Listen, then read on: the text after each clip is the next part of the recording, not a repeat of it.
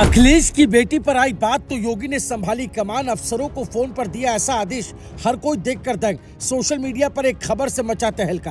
कौन है जो अखिलेश यादव की बेटी को कर रहा बदनाम? सियासी गलियारों में भी उठ रहे ढेरों सवाल। योगी ने आरोपियों को सख्त सजा देने की कही बात, मिलेगा इंसाफ? बेटी के सम्मान पर यूपी में छिड़ा नया सियासी बवाल। सपा ने भी खोल दिया मोर्चा, साइबर टीम हुई एक्टिव। कौन है फेक पोस्ट का मास्टरमाइंड? योगी के टेबल पर पहुंची फाइल। जी हाँ, सियासत में आरोप प्रत्यारोप नई बात नहीं है। नेताओं पर हमले होते हैं, बयानबाजी होती है और राजनीतिक लड़ाइयां भी चलती रहती है। लेकिन जब किसी नेता के परिवार, खासकर उसकी बेटी को निशाना बनाया जाए, तब मामला सिर्फ राजनीति का नहीं रह जाता, बल्कि समाज और संवेदनशीलता का मुद्दा बन जाता है।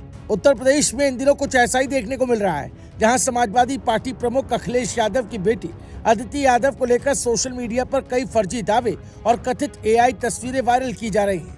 अब इस पूरे मामले ने राजनीतिक गलियारों में बड़ी बहस छेड़ दी है। सवाल उठ रहा है कि आखिर बेटियों को राजनीतिक लड़ाई का हिस्सा क्यों बनाया जा रहा है और क्या दोषियों पर कार्रवाई होगी? आखिर योगी सरकार अब क्या करने जा रही है? चलिए आपको सब बताते हैं। दरअसल सोशल मीडिया पर कुछ अकाउंट्स के जरिए दावा किया गया कि अदिति यादव विदेश में किसी विवादित स्थिति में और परिवार से दूर हो गए।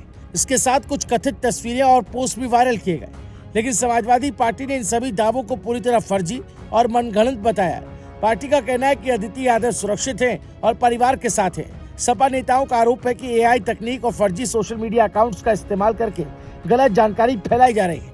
इसी के बाद पार्टी ने साइबर सेल और पुलिस से शिकायत कर कार्रवाई की मांग की। यहीं से इस पूरे मामले में एक बड़ा सवाल सामने आता है। चाहे कोई भी राजनीतिक दल हो, चाहे कोई भी नेता हो, क्या किसी की बेटी या परिवार को इस तरह निशाना बनाना सही है? राजनीतिक लड़ाई विचारों और मुद्दों पर हो सकती है, लेकिन व्यक्तिगत जीवन और परिवार को घसीटना लोकतांत्रिक मर्यादाओं के खिलाफ माना जाता है।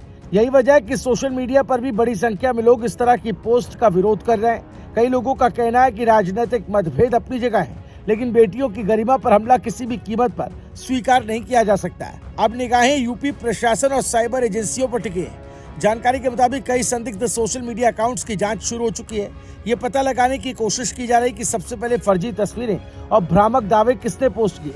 अगर जांच में एआई के जरिए तस्वीरों से छेड़छाड़ या गलत सूचना फैलाने की पुष्टि होती है, तो संबंधित लोगों के खिलाफ कानूनी कार्रवाई भी हो सकती है। सपा कार्यकर्ता भी लगातार कार्रवाई की मांग कर रहे हैं और कई जगह ज्ञापन सौंपे जा चुके हैं। जानकारों का मानना है कि योगी कानून व्यवस्था के मुद्दे पर हमेशा सख्त रुख दिखाते रहे। ऐसे में अगर जांच में कोई व्यक्ति फर्जी सामग्री फैलाते हुए पाया जाता है, तो उसके खिलाफ कार्रवाई की संभावना से इनकार नहीं किया जा सकता, क्योंकि मामला सिर्फ एक राजनीतिक दल का नहीं है, बल्कि एक बेटी की प्रतिष्ठा और सोशल मीडिया के जिम्मेदार इस्तेमाल का भी है। कानून सबके लिए बराबर है और यही संदेश सरकार देने की कोशिश करती है। यही वजह है कि इस मामले में निष्पक्ष जांच की मांग लगातार उठ रही है। फिलहाल यूपी की राजनीति में यह मुद्दा चर्चा का केंद्र बना हुआ है।